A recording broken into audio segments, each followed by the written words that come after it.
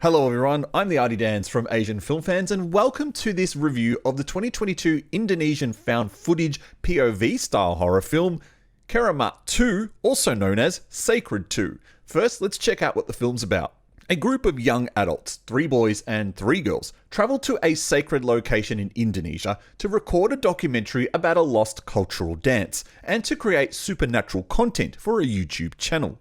When they visit the house belonging to an old dancer who was the last known person to perform the lost dance, they open up a box full of her belongings, which also then unleashes an ancient grudge curse. While filming additional content for the YouTube channel, the boys visit a haunted site and summon her spirit using the Jalangkung ritual. A 4th girl, a spirit medium who is friends with the boys who run the YouTube channel, joins them and helps one of the girls channel the lost dancer so they can record the routine. However, they are interrupted and Mora is knocked unconscious. In order to rescue their friend, they all need to travel to the realm of the dead to satisfy the dancer's requirements and put her soul to rest. So Indonesia has a great habit, I suppose, of producing just a lot of horror films, and 2022 was no exception. Alongside, things like Satan Slaves, KKN, The Doll 3, Inang, along comes this movie as well. So this is a sequel in name only to Monty Tiwa's film from a few years back that also has the same kind of plot device where we follow a film crew and a group of people making viral content. In this case, what we've got people making a documentary about dancers, and those are the 3 girls who want to make this documentary, or they actually are trying to do an assignment. One of the guys wants to film them to make a documentary, and then we've got the other 2 guys in the film who make YouTube channel content. It's all supernatural, ghosty stuff. So this film is presented in the POV style, and there's only a few cameras used, which is really great. There's no mobile phone footage from what I could tell in the movie. And interestingly, because there's this element of shooting a documentary, what we have is actual high quality camera footage, because one of the crew actually brings a nice big film camera. What that allows Monty Tiwa to do is to actually have a few nice introduction shots. And we see those shots when the dancers decide to shoot a video of them dancing by the sunset. It looks fantastic, and that can only happen because they've got this very high quality camera. The movie also incorporates elements of live streaming and social media.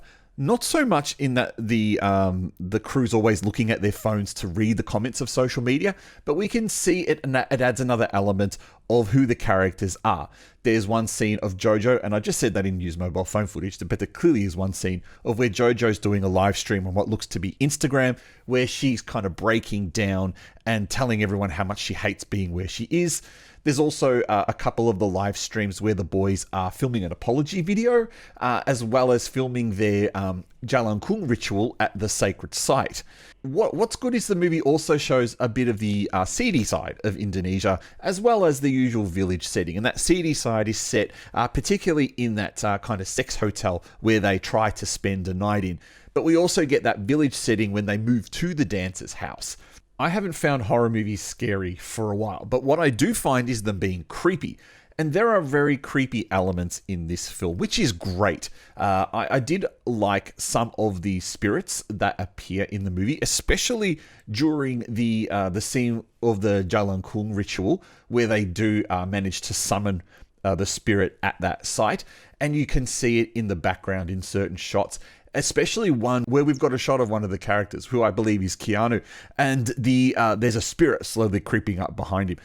That looks great, and the real restraint in using effects in the film is terrific. Especially later on in the film where they enter the dead realm. First, that scene where they enter the dead realm is terrific. I really enjoyed that scene of them being buried in the box and then making it to the realm. What confused me was how there was a box big enough for 6 people ready for them to be buried in, but movie magic. That's a thing for another day. But when they make it to that dead realm, you get a real good sense of just chaos. And what I mean by that is that, to me, when watching it, it felt like when you have a dream or a nightmare that kind of doesn't make sense, where strange things just keep happening. Another bit that I really liked, and maybe it just came down to the version I watched, but the person who did the subtitling of the film managed to capture a lot of the jokes really well. And that's a great thing when you're trying to watch a foreign film. You're trying to get into it, and there are jokes in that film that kind of don't translate well for an English audience. And specifically what I'm talking about is towards the start, where the boys are explaining about their new channel and why it has a particular name. However, it doesn't mean the movie's perfect. And there are quite a few things in the film that I found just a little off-putting. Firstly, there's a lot of bickering in the movie, and I don't enjoy scenes of characters just arguing with each other. While I think it's good acting, because I believe it's really hard to act an argument out, especially when a whole group of people, and there's a lot of probably rehearsal that went to it. They're just uncomfortable scenes to watch. It does establish at a certain point that the girls are dissatisfied with what's going on there because of the situation that the boys have put them in, but I would have liked to see that toned down a bit. My second issue comes down with the spirit medium character, Ute. She seems to just know everything. So she's a fairly young character, and I'm not taking anything away saying young people can't know things, but we get to the point of the film where she just knows exactly what she needs to do and exactly where she needs to go, especially when it comes to the scenes where they're in the dead realm, or whatever that particular bit's called. She just came across a little bit too knowledgeable, and that she always knew what to do.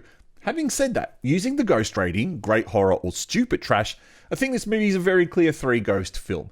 It's suitably creepy. There are a lot of very creepy scenes in it, and for an Indonesian horror film, I think this is one that scores a little bit higher than most of the other ones. There's just bits at time that feel unbelievable, and I'm not talking about horror movie unbelievable, because that obviously makes sense. What I'm talking about are the characters and the scenarios that happen. A lot of stuff just seems far too convenient.